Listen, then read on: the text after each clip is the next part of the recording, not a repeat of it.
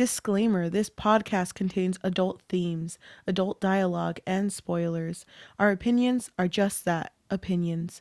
We are not bashing any of the creators we discuss, and we are not bashing you if you perceive things differently than us. Listeners and viewer discretion is advised. Anna Fox has agoraphobia and is forced to stay inside. She's a child psychologist who has a psychiatrist trying to help her with these issues she wants to overcome. As mentioned by her psychiatrist, Anna's life is consumed by her people-watching habits through her window. Her life takes a turn for the worst when a family moves in across the street. Hello, welcome to this episode of Story and Things, our storytelling podcast. I'm your host, Cheli. And I'm your host, Yajaira. And we are going to be talking about a movie that is currently out on Netflix. Mm-hmm. When I watched it, I know it was trending number 3 in the US. You told me about it because you read the book before it became... I don't know how I found this book, but I stumbled on it like months ago. Because I think I told you right after I read it. But it's very different from the Netflix show. I know, but I feel like this is such a good thing to talk about, like such a good story to talk about. Mm-hmm. I was so into this movie. So let's start by talking about the author. So his actual name is Daniel Mallory. He is an American editor and author who writes under the name A.J Finn. His novel came out in 2018 and it debuted at number 1 on New York Times bestseller. Once Good again. For him. Oh I feel like we keep talking about New York Times bestsellers. That freaking refrigerator at the New York Times bestseller office is just like a bunch of like, I feel like it would be like the cover of their books. And it's just all filled. And then like the workers there can never get to their food. It's like a 1 by 1 inch little cover. No, it's like the whole like it's like poster paper. It's like, who's printing these? There's a lot. But good for them because I feel so strongly about this story. I thought it was really good. I don't think I talked about it much with you, about how I felt about it. So it's going to be the first time we're actually talking about how we feel about it. Yeah. I actually don't know how you feel about it. I know a few things. But, I mean, why don't we talk about the characters? Okay. So let's start with Anna Fox. So you kind of already told us in the hook, but she is a child psychologist who has agoraphobia, which is the fear of being outside. So she's stuck inside of her house and she knows everything about her neighbors because she's always watching them through her window. That's like her way of living. I mean, she has nothing else to do. Yeah, pretty much. And then she befriends one of her neighbors. His name is Ethan. And Ethan has a family. They're called the Russells.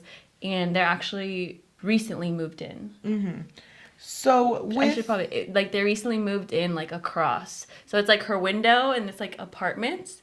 And yeah, it's, like, perfect for her to see because I think it's her room window. She lives in, like, a 3-story... Yeah, she lives in a really nice house. It's an apartment, but it's...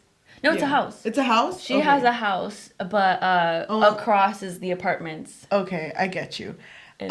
She has like perfect view of this new family and all of these families because I'll be talking mostly about the Netflix series, but I really like how it showed just her looking through everyone's life. So it would like, this is the first window, it's the kid playing the trumpet. Yeah. Here's the second window, here's the third window, and her just noticing the Russells moving in. Mm-hmm. Our second character is Ethan Russell, which is the son of the Russells. He's 15 years old. Mm-hmm. And he's a little sensitive boy. He is sensitive. He's really sweet. Yeah. And we're going to see that throughout the story because he visits her often. At least that's how it seemed in the movie. Was it the same in the book? Yes. He's always there. And she's calling him too, so. And I feel like let's talk about the story because these are our 2 main characters. Mm-hmm. There are other characters in the story, but this is who it centers around. I thought it was really sweet how the movie starts because it starts with her in her bed. I think it's in her bed and she receives a phone call or is on a phone call. We can only assume that she's on a call because she's definitely alone. Yeah, exactly. And it's with her family from the way it sounds like.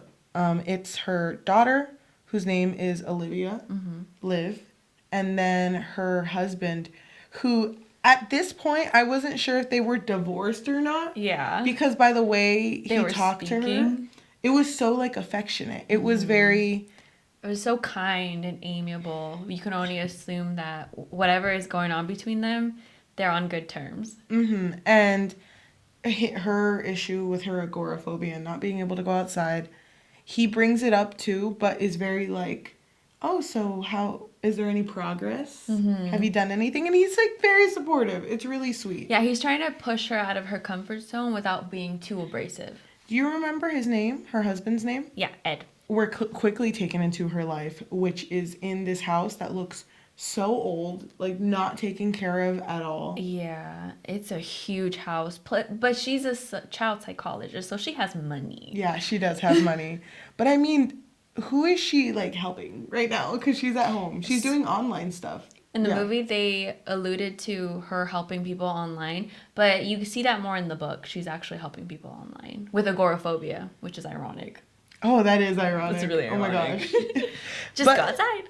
But I mean, you also see too, she has her own psychiatrist to help her with her own issues, and he prescribes her certain medicines, but she's like taking them, but also drinking, you which know? is real bad. Yeah. She is And- constantly drunk.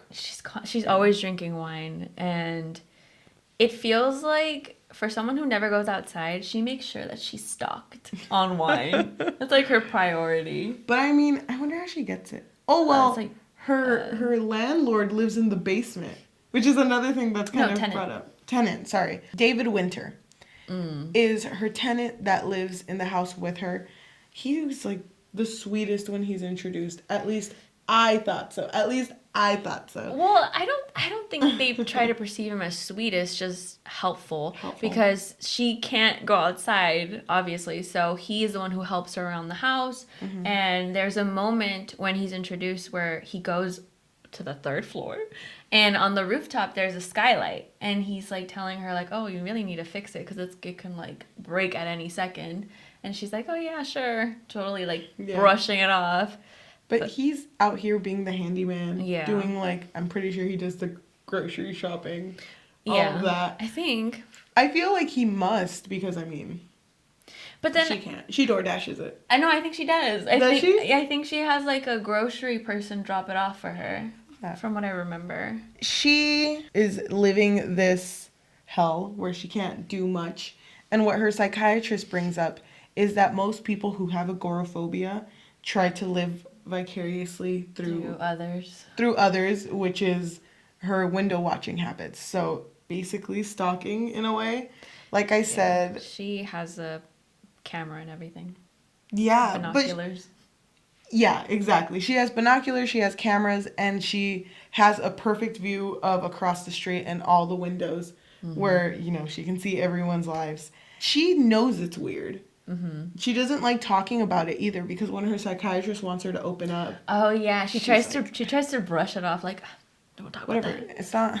It's not stalking, it's people watching. Please say it right. Get it right, okay? A lot of people do it. It's totally normal. Oh my gosh, I feel so bad for her though because you can tell that she is ashamed of not being able to go outside. Because there's one scene during Halloween where she like turns off all of her lights and she's like, I'm just gonna, you know, sleep it out. Yeah, pretend like nobody's home. But before Halloween, she finally meets Ethan, which she had already known about them because she's watching them, right? And Ethan stops by, and like we said, he's a 15-year-old boy, so totally like sweet and innocent. And when she opens the door for him, she's very confused because she doesn't know how to handle the situation. It's taking her out of her comfort zone, and he's telling her like, oh, you want to let me in? Like, I brought you a housewarming gift. And she thought that was weird because he's the one that moved in. So it should be the other way around. Yeah, it should have been the other way around. And I don't really remember what the gift was, but I think it was like a candle. It was a candle, right? Yeah. Lavender. And so she eventually lets him in, and that's when they spark up a conversation. And he just seems so nervous. Yes. Because there's a moment where he looks outside of her window, the one where she watches all of the apartments, and she's like, oh, I can see my apartment from here. And then you just see a single tear roll down his face. Like, and she's a child psychologist, so of course she's like reaching. You good? Yeah, so she reaches for him to try to comfort him, I'm assuming, and he flinches. Flinches. And she's like, are you being hurt? Are you okay? Yeah. So. But he avoids the question Mm-hmm. because then I think he starts talking about something else, goes towards the cat, you know. Yeah, and starts playing with the cat, and he's like, "Oh yeah, I'm allergic, by the way." And he's so sweet. You're automatically like, want to protect this child. Yeah, and so does she. So, because Mm-hmm. she even tells him like, "Oh, you can come whenever." And she lends him movies, and Oh yeah, I it's forgot really about that. cute. Yeah. Immediately after, which is when I was talking about Halloween. Yes. There, Halloween happens after. yeah, Halloween happens after, and she does not put any candy out because she just wants to sleep it off. And she hears kids knocking, kids Thumping. screaming. It wakes her up because they're throwing things at the Eggs. door. Yeah. Wasn't it eggs? Yeah, but she hears the thumping. That's what wakes her up because I think she was like drunk. Yeah, and Pretty it was sure. freaking her out. Yeah. And she decides, okay, if I get an umbrella, because it's something her psychiatrist had told her. Yeah, that she can go outside and feel safe if she has an umbrella like hovering over her. Mm-hmm. Which I mean, it's kind of smart, right? Yeah, because it it's is. your own little space. It is. And she tries it, but immediately when she goes outside, as soon as she opens the door, she like passes out. Yeah, but then you see like a blonde lady and then she's out. Oh my gosh. Lights out. Imagine that's the last thing you see. You're A like- stranger and then you're gone. She'd be like, "That Jesus? Was that Jesus? Hello?" God is a woman. Oh my gosh. Ariana Grande. I know. She's She was right. Oh my gosh, I should have believed her. But she wakes up and she's at home, and this blonde lady who she had seen last is just there and is like, She's vibing with her. "You good?" Like You you were just kind of like, Didn't she say like, "You just kind of fainted"? And she was like, "I didn't faint." It's just like, Yeah. you literally just yeah, you did. literally fainted. So I don't know why you're trying to lie. But when this lady comes in, she brings up Ethan. I think that's how they make the connection Mm-hmm. of the "you must be Ethan's mom." Oh no, she said, "You must be Jane Russell." Exactly. Yeah. And then What makes you say that? yeah, she answers, "What makes you say that?" Jane. Jane. So Jane is the one who saved her from those children, right? Yes. Apparently. Did you save me? Where are the children? But She does say that she like kicked them out. yeah, doesn't she did help her and she got her back to her couch.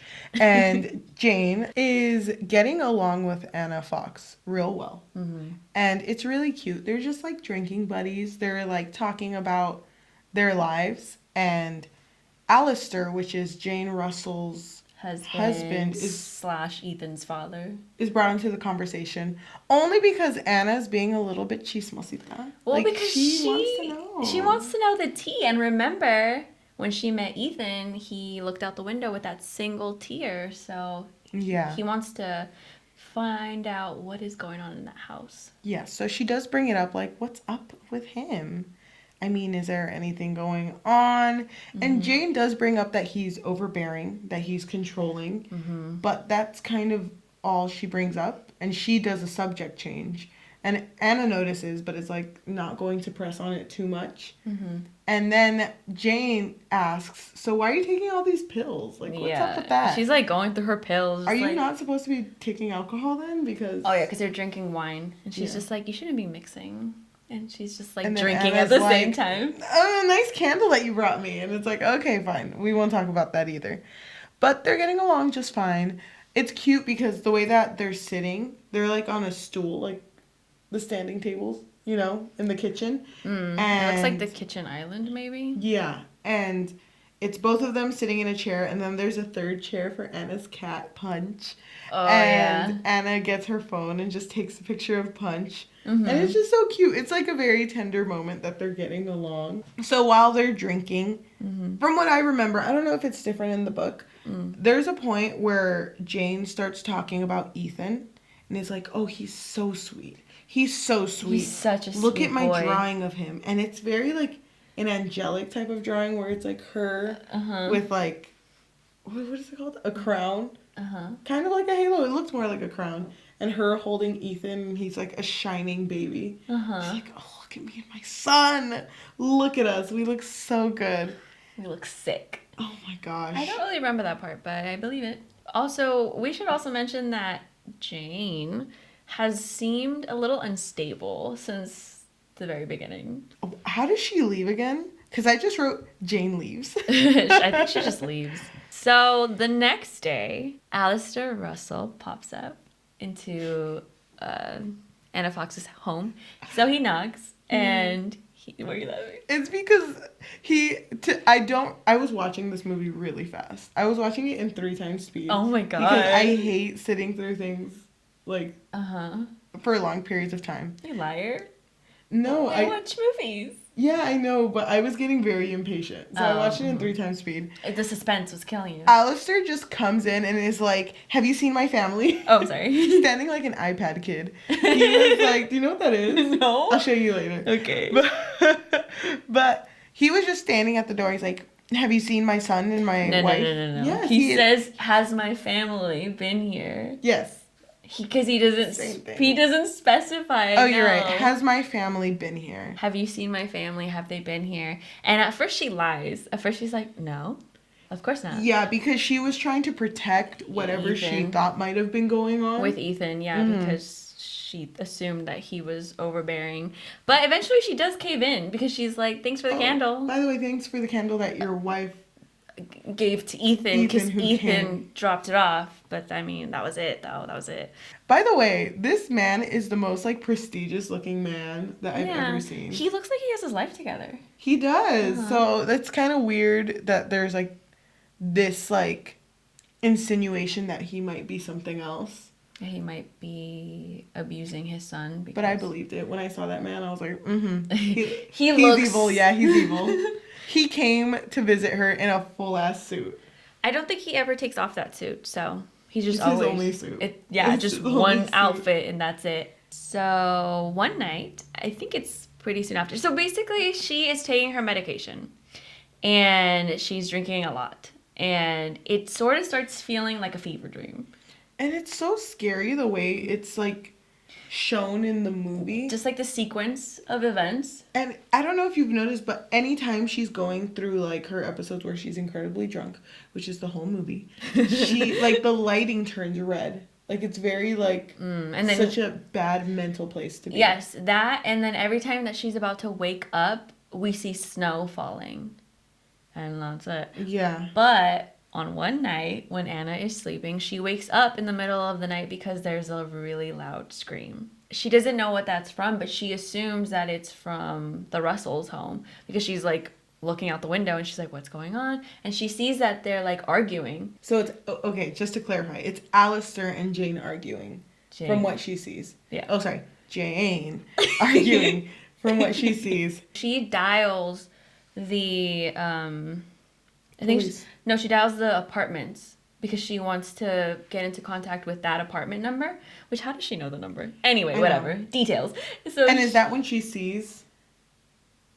Not yet. Okay. So she calls them, and Ethan answers, and he's crying, or at least he's freaked. You're right. At least he's freaked out, from what I remember. And she's just like, "Is everything okay? What's happening? I heard a scream."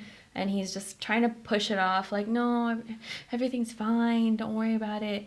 And he hangs up, but she calls again, and Alistair answers, and he basically is trying to push it off because he sounds really angry. Yeah. And he's just like, "Why are you calling?" And she's like, "I heard a scream." And he's like, "There was no scream. There's nobody here." And he just like hangs up on her, but she's like really agitated because she knows that something is going on. Yes. And then she grabs her camera and she hella zooms in. And so she's trying to see what's going on because, of course, so chismes, you know, she wants that gossip. And so she, like, zooms in and she's looking at the house. This is the moment where she sees Jane get stabbed. And she sees a knife in her stomach and there's blood everywhere. And she's obviously freaking out. So she drops the camera, runs to her landline and tries calling the police. But it doesn't go through. And she had previously lost her cell phone. So she, like, goes to her bed, and I don't know the English word for it, sacudirs her bed with the sábana. She's just rummaging through her comforter. Yes. And her phone pops out, and she grabs it, and is like, oh my gosh, 911. I like this scene because as soon as she finds her cell phone, she calls 911, and it's the most useless call. It's so frustrating because she is freaking out, obviously, and she's like, my neighbor just got stabbed. It's like, okay, she's at this address, they just got stabbed.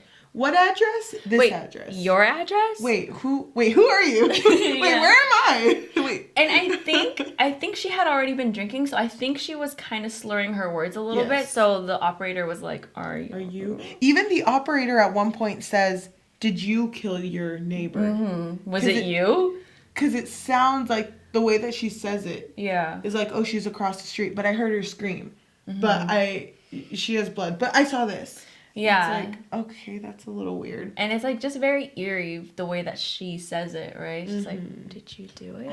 And this part is so sad because she's like, okay, I need to go help Jane. I'm gonna go help Jane. I'm gonna go help. And she like keeps repeating it. And so she grabs the umbrella and she opens it. And so she's like going outside finally for the first time. Yeah. Because she wants to somehow save Jane. Yeah, and she does go outside. She like makes it outside and is like, I'm gonna save Jane. I'm gonna save Jane. Just keep going. Keep going. What stops her again? You just see headlights from a car and then it just blacks out. Yeah. Felt like I think she had another panic attack though.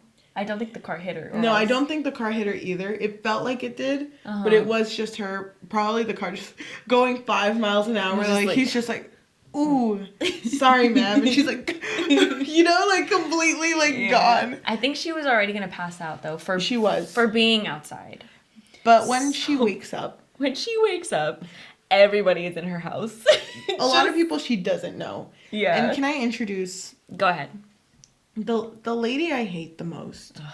Her name is Detective Norelli, and she like when Anna wakes up is like, you called about someone dying. Where are they? You know? Where is the body? And she's like, oh, it's over. What? Let me just add really quickly. So we didn't bring this up, but earlier in the movie, she does call the police, remember? Because David was in the kitchen and she thought she was home alone. So she immediately calls the police and she's like telling them, I think someone's in my house. Someone's in my house. So Detective Norelli knows about this. And so she already is assuming that she's just a paranoid person. Yeah. And they do know her history. They know that she has agoraphobia and like has all these issues. So it's kind of like, how did you even know that this happened? Yeah. But it's not only Detective Norelli. We also have Officer Little, who is also an officer working on the case, who is just trying to make sense of what's going on. And then we also have Alistair. Alistair Russell is there too. Yeah. Which, why would they let him in? I know. Okay, there's a lot of scenes like this one that we're explaining. And Alistair just seems like they're like, yeah. Why are you looking through my window? She starts accusing him of stabbing Jane. And that he's like a horrible father. He abuses his child. Abuses his wife. Yeah, and I saw it. He does bring up, because she's saying like, I knew Jane and I knew Ethan. And I was like, but I came over to your house and you said you never met my family. And then she's like, yeah, I was lying. And then everyone's you're like, right, you're right. That doesn't make you look good. Yeah. Why would you lie? Yeah, because the way that she does is so like confident, like, yeah. Yeah, I'm a liar. Try to catch me. And they're like, ooh. You won't. I'll lie about it. Queen. But you're right. I forgot about that. Everything looks completely bad for Anna. And so, she's not helping herself either because she's speaking so frantically. So, of course, they're already assuming that she's just an unreliable source. So, and this is the moment where Alistair Russell tells her that she has never met Jane Russell. And she's just like, hello, we were drinking together. Hello. Because it was like, you've never met Jane. Because Jane is right here. And then like, there's just another blonde lady who's just like, yes, I'm Jane. It is me. It is I, Jane Russell. And Anna just like, oh, she's like, that ain't Jane, that ain't Jane. Are you the one who joked with me and drank with me? No. I don't think so. That's not Jane. That's not Jane. So, again, she's very, very frantic. So the officer and the detective are just staring at her like, well, we checked her out. Like, she is Jane Russell. I don't know what to tell you. But then you look to the back and behind all these people. It's funny because it feels like it's like the detective and officer, and then behind them is Alistair. And then behind them is new Jane 2.0. And then behind them is Ethan. And he's like cowering behind a wall, but Anna Fox can still see him. Yeah, and Anna's like, you need to help me. Tell them the truth. This isn't your mom. Like, this isn't Jane. Please tell him that. And he's like, I don't know what you're talking about. Yeah. That's my mom. Yeah, you've when never it's met obviously another blonde lady. She's just like, why are you protecting him? Mm-hmm. I can't. Oh, and does he say I can't tell you? No, he doesn't make it. No. He makes it very believable that, like, this is mom. This is my this mom. This is Jane. But, Yeah. she's just so, like, confused with the whole situation.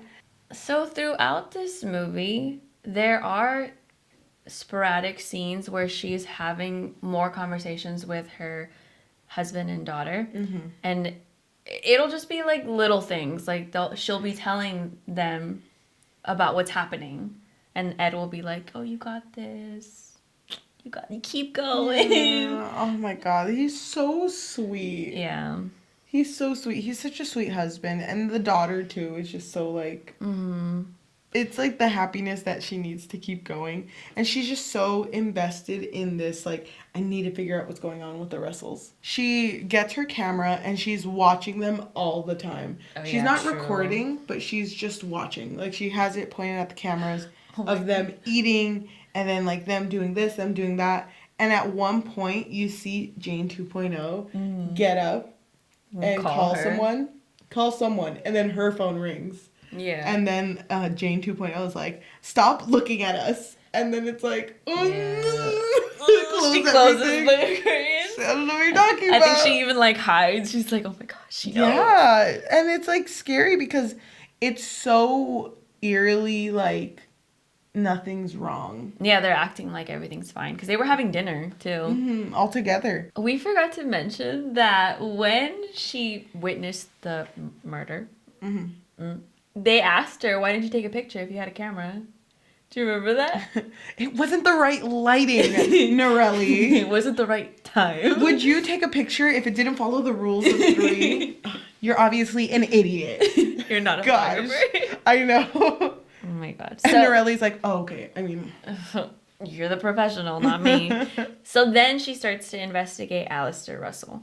And she finds out that he actually moves a lot. And she finds out that one of his old coworkers died by jumping off a building. And she just thinks it's a little sus. Yeah, right? because it was someone who worked directly close with him. Mm-hmm. And so she calls the company where this person who had died used to work at. And is like, I'm just doing like a little background check. I'm a background checker. You know, just like a little background checker. Yeah, and I was just like, these conversations are not even believable. No, it's not. She's like, so tell me about this lady. And they're like, who are you? Yeah, she's gone. Like, why do you want to know? Mm-hmm. And that's where she figures out that she had jumped off. Yeah, doesn't she see the news clipping too, though? Mm-hmm. But it's scary. Alistair's looking sus. A little sus, yeah. Ethan shows up and she confronts him and is like, why are you protecting him? What's going on? Why are you lying? But Ethan is like completely like wrecked. He's like, I can't tell you what's going on. We can't talk about it, okay? And then Alistair walks in, punches Ethan. Oh my god, that part was so sad. He just straight up punches him. Yeah. And then is like, and even like Anna is like holding her own cheek because she felt that she felt that impact. Oh my god, you're right. And Alistair just turns, and he's, remember, a proper guy, and just looks at her and goes like, wearing his suit with the wrong family. Yeah. Oh my god. He also says, leave him alone. He's a 15-year-old boy. It's weird. You're a grown woman. Yeah. And then he does say you fucked with the wrong family, but he also says like, just leave us alone, but it almost sounds like pleading. Yeah, it's weird because I don't know. It's like he doesn't want her to figure out whatever's going on. Yeah. But in like a way that it's not just him. Like it's something else deeper than that. Yeah. It starts getting really weird for her. Yeah, so when she's watching a movie, drinking, took her pills, whatever.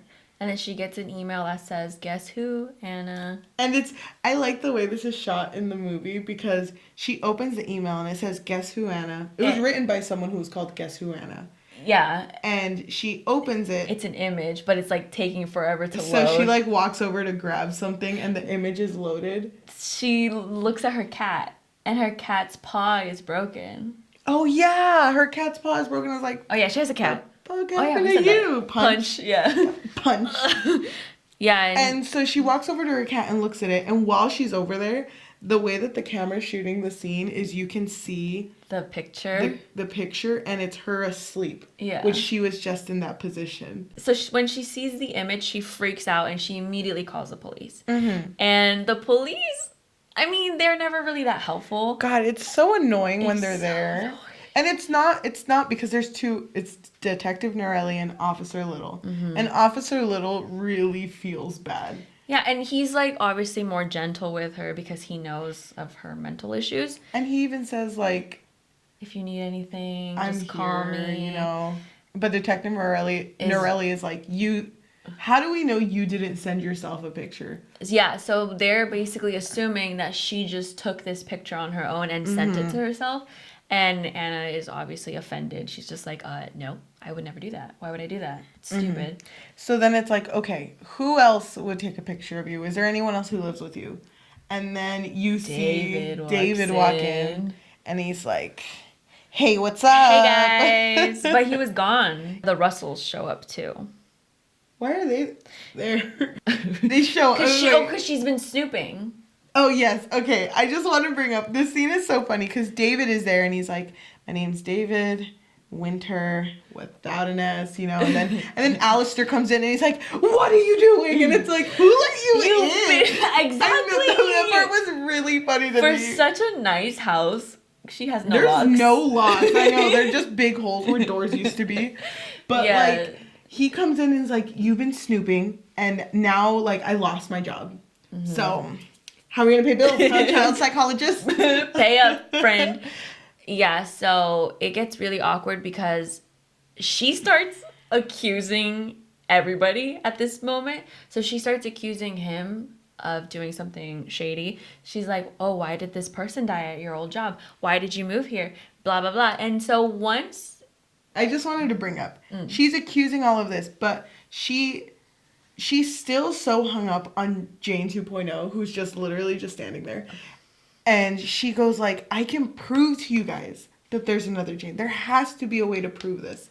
She brings up a drawing that Jane had done. Mm-hmm. The drawing of the heavenly child, which was Ethan. Mm-hmm. And she's like, look at this. It's the other Jane. You didn't draw this. Other Jane drew this. So, so this is her proof, which, again, everyone just assumes that, you did this. It makes her look really bad. It makes her look a little crazy, unfortunately. But once they kind of, like, try talking her down and stop accusing Alistair, she starts accusing David because she kind of has to shift her focus elsewhere. And they never showed this part, but she brings up that she found earrings in his bedroom. They did bring it up in the movie, but very, It was, like, vague. Yeah. It was super vague. Because she would sometimes snoop down there. At least it showed it, like, once. Yeah, because those earrings, she recognized them from Jane was wearing them. Yeah. And she's like, why were they down there? I saw these earrings. Why were they there? And he's like, that was from Catherine. She's trying to shift the focus on him. And I don't know what else she starts accusing him of, but it's a long list. Yeah, and she's just throwing all of this together. So she is losing it a little bit. And I actually really did like this scene because it's focused on her. Because, the way that everyone always stands when these conversations are being had is like kind of awkward. It is, because they're standing in like a way that's like a triangle pointing directly at her. Almost like they're lining up towards her. To roast her. They're always like, go! Next.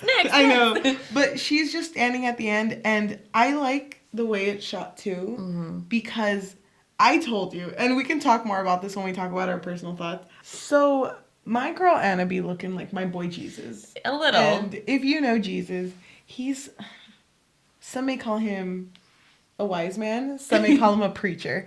But when he's preaching, he always has his hands out. Mm-hmm. And when she starts accusing David for like knowing Jane 1.0, original Jane. And then Alistair for being the reason that his old assistant at an old job had died. Mm-hmm. She backs up and is like, you guys are here in my home, home. I'm telling the truth. Yesterday, and she like starts like fumbling her words, like, no.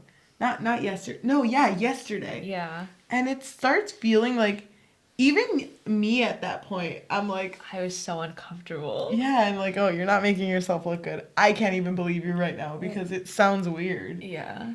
So she looks at Officer Little and she tells him, "You're a father. You should want to help the boy who's being hurt, which is Ethan." And she says, "If my husband were here, he would help." And Detective Norelli is just so, like, blunt about it. So cold-hearted. Because she just says, Anna, your family's dead. And they've been dead. Been dead this whole time. Sorry, friend. And like we said earlier, you know how she would always see snow falling before she would wake up? That has to do with how she lost her family. And this scene is shot so well because she's taken back to the day she loses her family, which is just in a drive. They were driving to a vacation, like they were gonna go out on a family trip. Yeah, it was for Christmas and it was hella snowing. And Anna was driving like 150 on a 20. She was going so fast. Yeah. And she was talking to her daughter Olivia in the back, like, what would you name a moose if, you know, it's like silly, quirky things. Yeah. Or what would you name a horse? And whatever. She said like horse or something like that. So funny. Just the funniest. And it's like really awkward because you can see Ed is visibly uncomfortable. And Ed's like, I can't do this. Yeah, Ed sort of breaks. He's just like, you know what, I can't do this anymore. Like, they're literally on the way to their vacation. He's just like, I can't do this anymore. We're lying. Because they were trying to hold out on their relationship until after the holiday so Liv would have a good time. Yes, and it's revealed here that the strain in Ed and Anna's relationship was that Anna was in an affair with a random person. Yeah. And it's so, like, badly timed because while he's saying, like, this is horrible, why did we even think about going to this vacation? Anna's phone, which is on the little, like, holder for your phones in cars, goes off, and it's, like, an restricted, unknown number. And Ed's like, oh, that's him, isn't it? That's him calling. Just answer it. Just answer it. Answer. And she reaches for the phone, which ends up falling. No, he tries to answer it. Oh, yes. And so they start fighting over the phone, and it falls to the back seat. I don't know why. She, like, reaches back while she's still driving on the freeway. In snow. And by the way, the way it looks is literally you only see snow and pure darkness. And, like, maybe the few first feet in front of you. But while she's reaching for her phone, I think she ends up grabbing it, but she immediately drives off a cliff. She was driving straight towards an edge. And it's horrible. Like, yeah. They completely, like, flip over. And when she wakes up, she realizes Ed and Liv, who are just, like, unconscious. They still look alive. Yeah, they still looked alive. I thought they had died. But when you told me in the book, I'm assuming that Liv was still alive. I think Ed died on impact because there was a scene where she was trying to put ice in her lips to have her drink water. It's such a mom thing. It's such a mom thing to do. It's so cute. Well, sad, but like cute. It's cute because it's like you're just trying to help your daughter. Yeah. But in the movie, it only showed as that moment, right? In the book was so heartbreaking because they spent 3 nights there in the ice and Ed was gone, but Liv was still holding on to life. And I remember there was a scene where she kept trying to call anybody, but there was no reception down there. And then I remember she tried feeding her a sandwich and it just... I don't remember exactly how they were finally found, but eventually they were found and they were both gone. Which kind of sucks that, you know, she survived and her family didn't. And she saw them slowly, well, at least her daughter slowly die. Yeah. Oh my God. Poor Liv. Yeah, which is now the reason her agoraphobia, you know. Started. Yeah, that's the reason why it started. We're taken back to her being in her living room where everyone's looking at her. She's had her flashback. Oh, the way they're staring at her is so uncomfortable. Oh my God, I hate Norelli so much because it's like, your family's dead, your family... Anna, your Anna, hello. Let me family's say it again. They're dead. dead, girl. DEAD. Do you need me to spell it out for you? I have their death certificates. Come on. Anna starts walking forward, like past them. Mm-hmm. And they're just looking at her walk away. And the scene of the crashed car is just in front of her now. Yeah, so it's like it's in her house now. Yeah, so which looks it. really cool. It does look really cool. It's very aesthetics.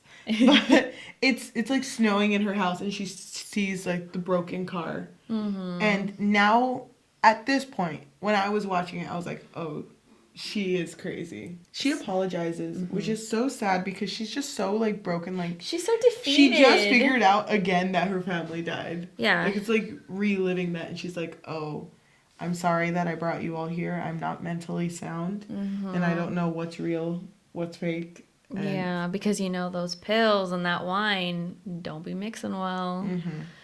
So And- she decides to clean herself up. Oh my god. And they all leave. It's so awkward. Alistair's just like, yeah. Yeah. Got served. If I was 1 centimeter closer, you'd be dead. Oh my god. But like everyone leaves, and even Officer Little kind of just like, if you need anything, I'm here for you. I'm so sorry that you're going through this. Do you need me to? Does he offer to stay? I don't remember. No. He's just he's very warm towards her. The nicest one to her. Yeah, but it's so sad because the next day, I didn't get this part at first. I didn't get what she was doing. Oh. She set up her cell phone. Well, first, you're she right. has a session with her psychiatrist. He is kind of like, oh, yeah, I told you not to take wine or drink wine. And she starts to make it sound like, oh, I'm gonna be better now. I'm gonna do better. Everything's gonna be okay.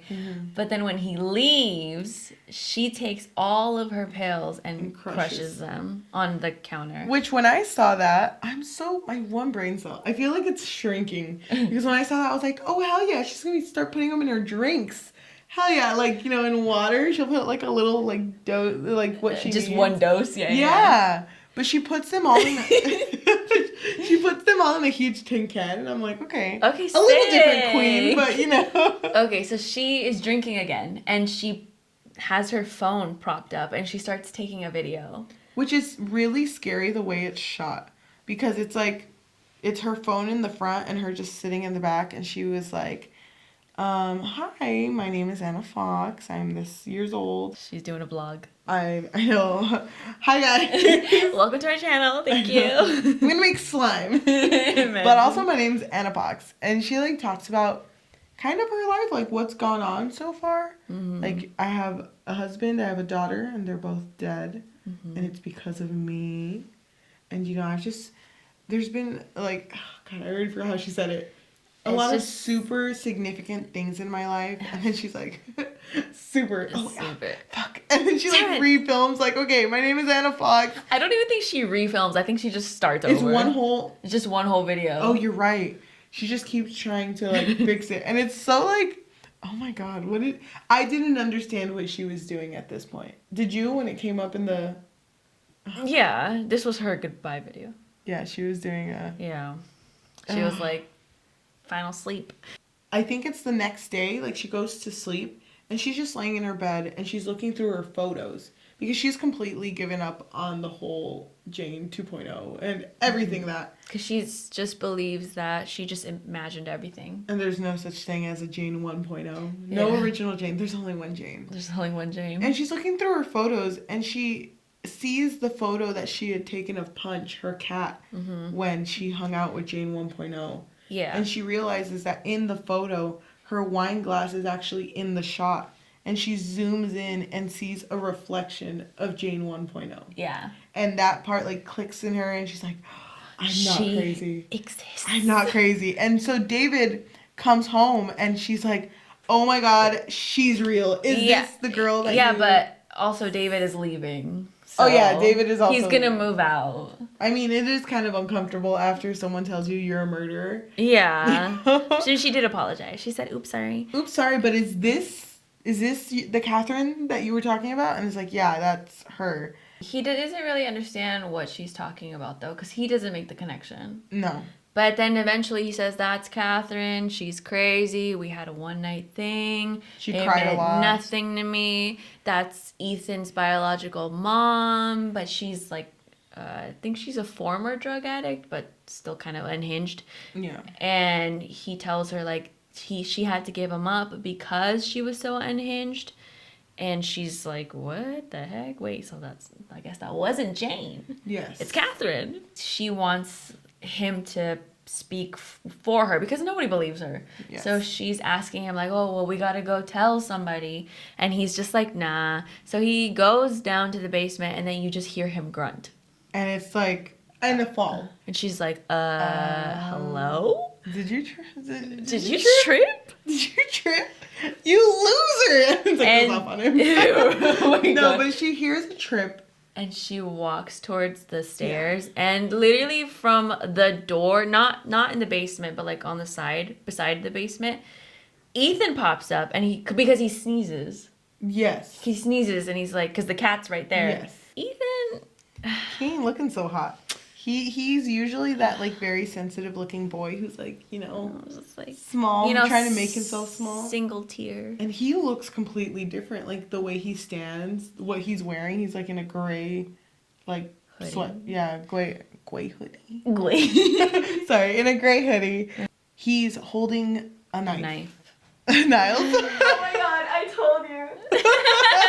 That was your first guess, too. Yeah, Niles is like, it's Ethan, but now I don't think it is. Well, we're not there yet, Niles. I mean, there could be someone else. Yeah, because he's holding a knife, but he's just kind of like, oh my God, you killed David. Yeah, he's trying to tell her, like, nobody else is in this house, so you killed David. David. He's like, I'm supposed to be out of town, so how could I be here? Yeah, and then she, like, freaks out and was like, how did you even get in here? And it's like, well, I mean, you don't hide your key that well. He's like, I just took your key when you were drunk one night, and he's had it this whole time, and he even tells her, like, oh, I've been coming here, like, every night. Yeah. So when she loses things, even the viewer, we all assume that it's because she was drunk, but he's actually been moving her stuff. When they're talking, he's just kind of like, oh my gosh, it was just like such a joy to be around you. You're very different. Oh, yeah. He's like, you've been so fun. Yeah, like, I thought you would get it by now that I'm like, not here, but you didn't even guess. Yeah. And you're a child psychologist. Yeah. And then it's like, oh, she starts to connect it. Like, you and Nancy. Did you have something to do with Nancy? And it's like, oh, that was my first. Nancy, my Yeah, and, feel really bad about it. Like, he got bored of her. Yeah. Like, he feels bad about her, but, like, I got bored. And then he does say that the best part is seeing it Yes. in their face, because he even tells her, like, I like to be there when it happens. yeah, because then he starts telling her, like, oh, but you can continue. Like, I'll just watch. But then she also asks him about Catherine. And it's revealed that he feels this anger towards her because she wasn't even a part of his life. She preferred drugs and whatever. And then he also reveals that he blames David too, because he was like, oh, she could have just left, but of course he had to sleep with her, and he ruined everything too. So that's why he killed his own mother. Yeah, because And she her- was going to leave eventually. But Yeah. She would have left sooner had it not been for David. Yeah. So he says that, and then he wants to watch her kill herself. He's not even going to do it. He's just going to watch. Yeah. So Anna's like, okay, you want to watch? Fine. And she gets her tin and her wine glass and just puts all of the pill powder in there and takes a sip. And Ethan is coming closer to just, like, get a closer look. Yeah. And she grabs the bottom of her wine glass and just smacks him with it. And She sprints. Yeah, she sprints. And he tumbles over. She's sprinting away. And she's like hella fast. But she slips over all of the pool of blood left from David's body. Yeah. And she's like disgusted. And then she sees David too. That's a little confusing though, because she's going up. No, she was going like out. That was her plan to not go out. I think she was going down the corridor. And she sees David, who, by the way, isn't dead. He's still alive. He's still like kind of like clinging. sputtering. Yeah. You see Ethan turn the corner and going towards her. He's chasing after her, and then David grabs him. David grabs his leg to try to, do something. To help somehow. Somehow. And Anna turns around because she starts hearing just, the sound of a knife stabbing, continuously. Uh-huh. And she just runs up the stairs because she can't do anything. Mm-hmm. And she gets to the very, very top. To the rooftop. And the outside, Yeah. She's outside now. Yeah, she doesn't hesitate. Does she? No. I don't think she does it pretty quick. Yeah. She opens the outside and it's raining outside. Mm-hmm. And she goes in between, is it garden stuff or is it? Yeah, she has her own little garden up top. Mm-hmm. And we said there's also a skylight there too, but she's trying to hide in the garden. And at this point, Ethan's chasing after her. Oh, and it was really gross. It was gross because in the fight he had the thing used to grab dirt. Yeah. From the floor, the huge metal thing. And really pointy. Yeah, and he has no hesitation with hurting her. It's this movie is very unforgiving because he just grabs it and slices her across the cheek and it just goes it gets inside. Stuck in her face. Yeah, it gets stuck in her face. Yeah, it's disgusting. Does he pull it out? No, I don't think. No, I don't remember. But it's a very gory fight. Yeah. And they're both struggling with each other. Yeah, they're fighting, and Ethan grabs her, and he's trying to, lead her to the edge of the rooftop to throw her out, kind of like how he did with Nancy. To make it, yeah. Yeah, but they passed the skylight, and like we said earlier, she never fixed it. So she pushes him on top of the skylight and literally pushes him down. She starts smacking him on it. Yeah, you can she's see her uh-huh. Yeah, and as soon as it sounds like it's getting loose, she does one final smack, moves out of the way, and Ethan just falls down through the skylight, down the 3 stories inside of the building, and he's dead. So. He's dead. He dies.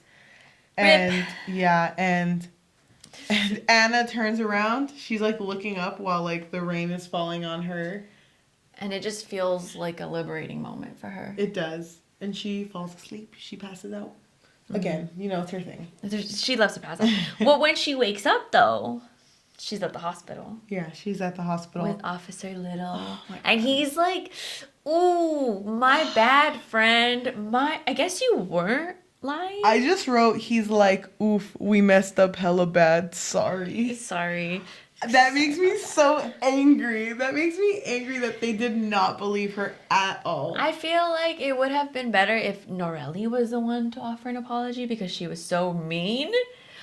But yeah, essentially, he also tells her that the Russells are in custody and they're questioning them, and Alistair isn't really saying much, but Jane is spilling. And then they found Catherine's body too, which I forgot where it was, but it was somewhere. Yep. And he tells her, by the way, saw your vid, wasn't a fan. And she freaks out wait, you saw my video? Has anyone else seen it? And it's well, the funny thing is, we can't seem to locate your cell phone, which he was holding. And he's so they're going to come in here in an hour saying a lot of apologies to you. But if you want to clear anything on your phone before we pick it up, you can go ahead and do that. So he's telling her, delete it, bitch.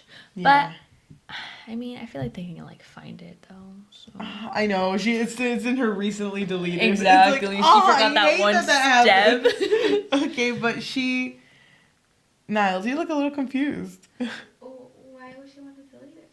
She didn't want people to know that she was going to try to... Because then they would lock her up in a mental hospital, wouldn't they? They would lock you up for 72 hours. Oh, yeah, for trying to... Yeah, for China. Oh, okay. Yeah.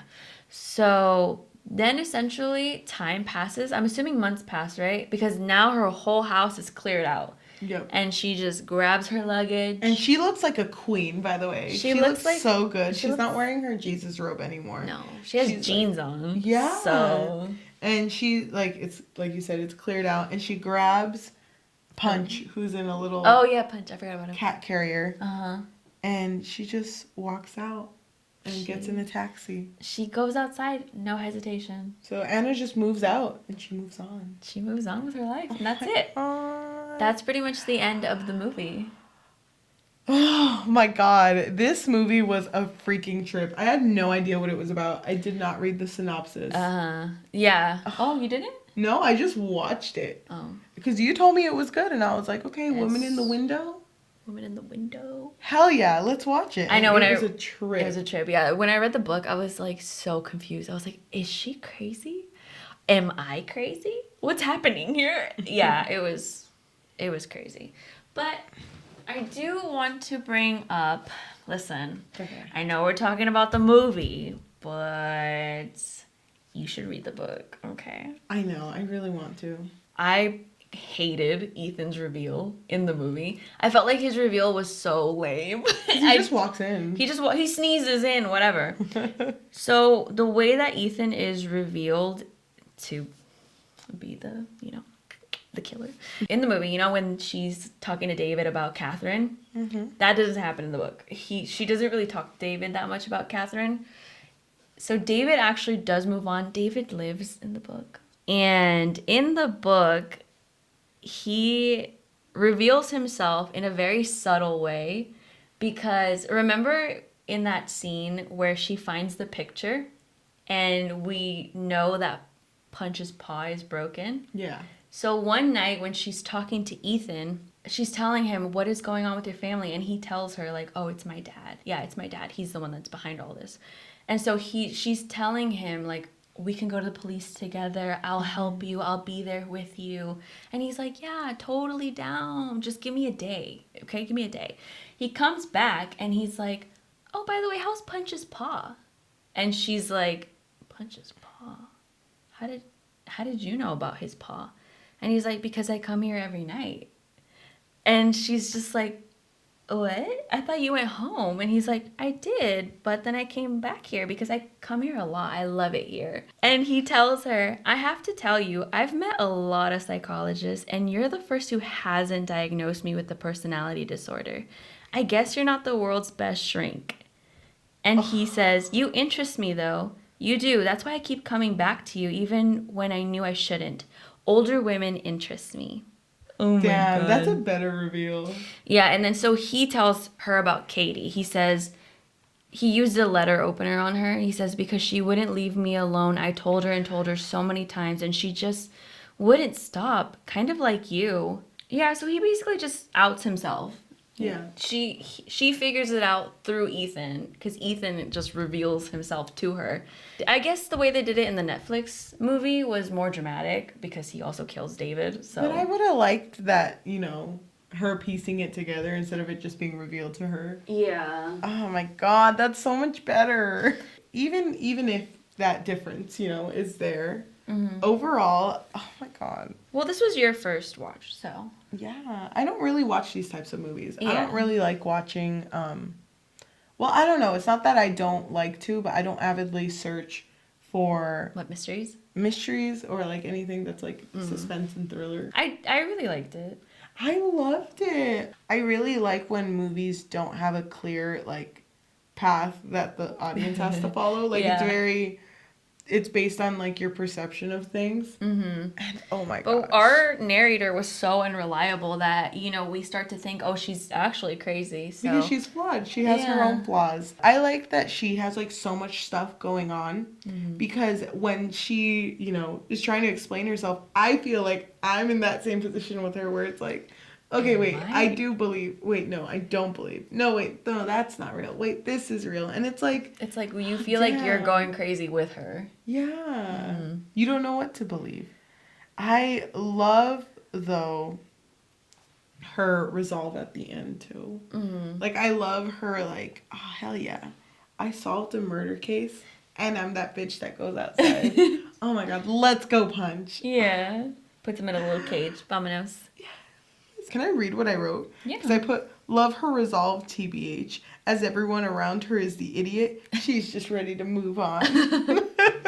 I love that the most sound person was the one who was Perceived as crazy. oh my god. I love that too. Yes. It's really good. I hope Detective Norelli has a bad day. I hope Detective Norelli actually apologized. By the way, very, very off topic. Detective Norelli is the one who was taking care of Punch while she was at the hospital. It's very weird to bring up, but like, Why? you keep your hands off of my beautiful cat. His name is Punch for a reason. I know, he punches you, okay? Oh my god. But That's weird. I gave this story, I put a lower score. I give it a 3.5. Okay. I think this was a solid mystery. I've never read mysteries avidly, and I think I would be down to read some. Yeah, I actually really love mysteries. I know you do. I love them oh a my lot. God. So I think it's a little different for me, my experience than yours, because I Yeah. read the book first. And I think it's kind of annoying, right? When people say, oh, the book was better. It's a little annoying, but the book is better. So, So, shut up. so shut up. I don't know what to tell you. I just feel like because I read the book, watching it, I wasn't as hyped as I would have been if it would have followed at least Ethan's reveal. That was the part where I was like, no. So I would give it a 2.5 out of 5. Oh my gosh. I would give the book a 3 out of 5. I thought it was really good. Not even a 3.5? No.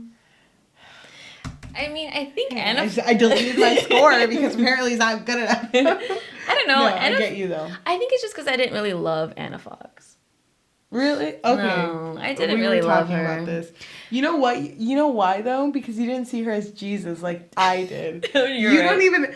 When we were talking, we barely talked about what we thought about this book. Yeah. But there was like that 2 seconds when we met like a few weeks ago, where I was like, "Is she Jesus?" And I was like, what? She's Jesus. You see it, right? Okay, Niles? but I mean, now I see the connection because she was like, holding. And preaching. And preaching, Like the yes. wise guy. Yeah, I get it. No, not the wise guy. Wise man. Yeah. Wiseman. Sorry.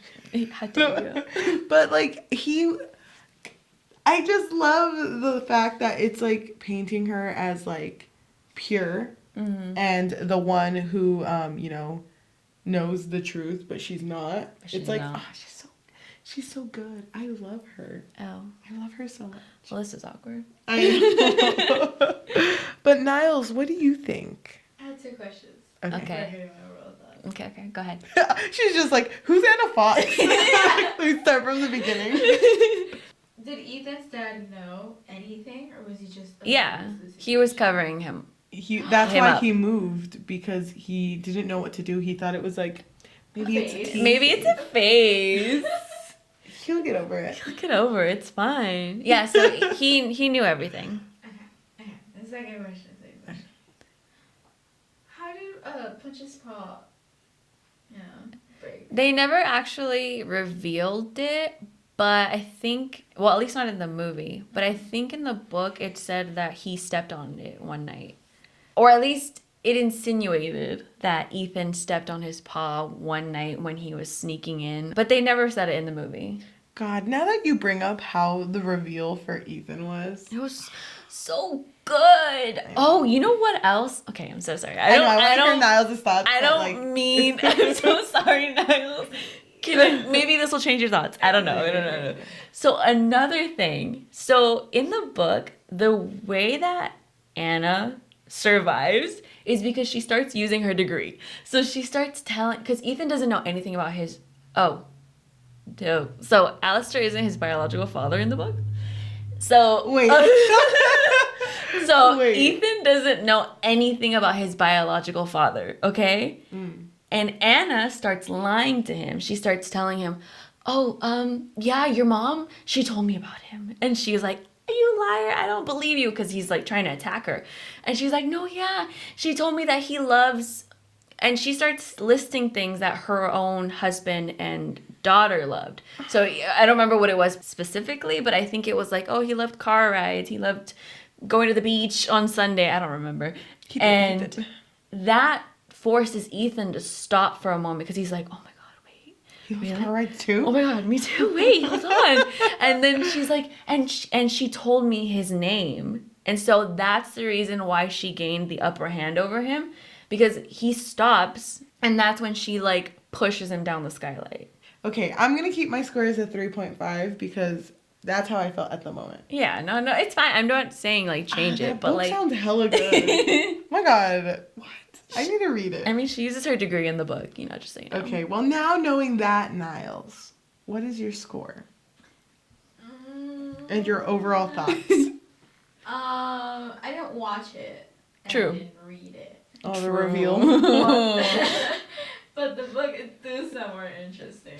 It's just by watching that one clip where Catherine gets stabbed.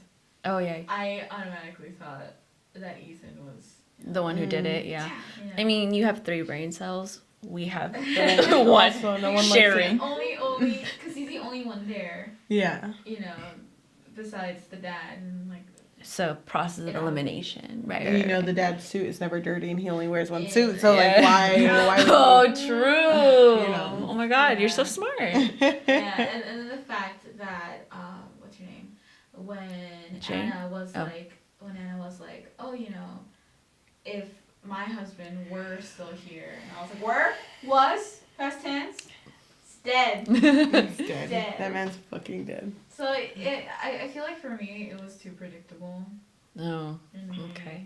Maybe it was the way we told I don't it. agree. I don't know. it was for me. I mean, we did say Jane. Well, no one likes Yeah. no one likes a good guesser, but I guess. Okay, so your score, ma'am. Your I score. would give it a 3. That's pretty Only good. because I really like the synopsis of it. Okay. Yeah. The like vibes. You guys told me Do you think you're gonna watch it or read it? I would rather read it. Thank you. Oh my God, thank you. Yeah. Oh my gosh, so let me change my score. So I would give the book a 3.5 because now I love it more. And I would give the movie a 2. A 2, yeah. I mean, I'm embarrassed. I'll give mine. I'm gonna change my score. Can you imagine if Yelp had like an editing feature, but it always says like they changed their score. It's like it does like a +1, -1, +1, -1. I'm gonna give it a 3.4. Because I still like it, but not that much. It's like just that's like a really little... good too. Wait, I'm embarrassed. No, just I'm just giving it a 3.2. Or she just did a 3.2. No, that's still good. I like write in my the review, what's it called? Rotten Tomatoes review. Uh-huh. I put like was a 3.4 but did get bullied and had to put a 3.2. I'm sorry. Don't tell my mom. Like, thank you. My bad. Peer pressure, man. I really do want to read the book though. It Yeah. does sound better. It's really I good. do believe that Anna was related to Jesus. Not like by relatives, but like by By blood. association. Uh-huh. I think that she was Jesus. Yeah. I mean, I can see it now.